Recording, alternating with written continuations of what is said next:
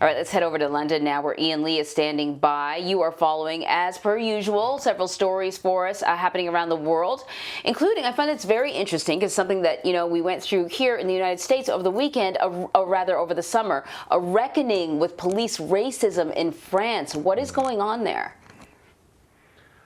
Good morning, Amory. That's right. There are questions being raised over police tactics, and now 6 non-governmental organizations have put the state on notice. France has previously seen widespread protests against alleged racism in the police.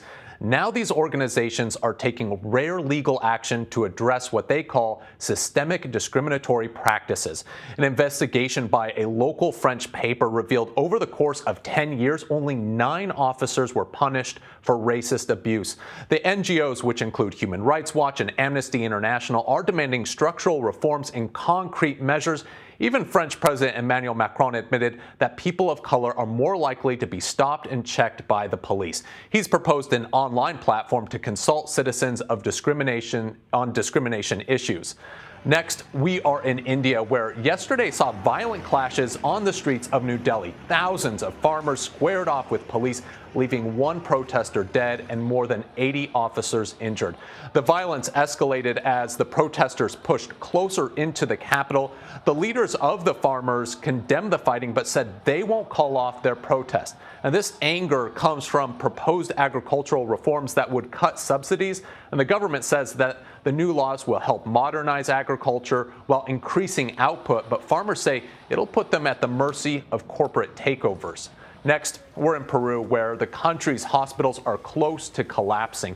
The president announced a total lockdown of the capital and 9 other regions as COVID-19 cases spike. Peru has registered more than 1 million infections and over 40,000 deaths, making it one of the worst regions affected by the virus. Officials say the only way out of the pandemic is mass vaccination. The country has purchased 38 million doses of a Chinese vaccine, which will be rolled out next month, and 14 million doses of one produced by AstraZeneca and Oxford University, but that supply isn't due until September.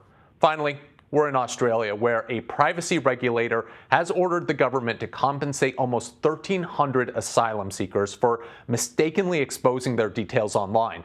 And this investigation goes back to a 2014 data breach that revealed personal information of nearly 10,000 people, including names, gender, citizenship, date of birth, and the reason for seeking asylum. The UK Guardian newspaper initially exposed the breach, and the government is now forced to pay compensation ranging between $500 to $20,000.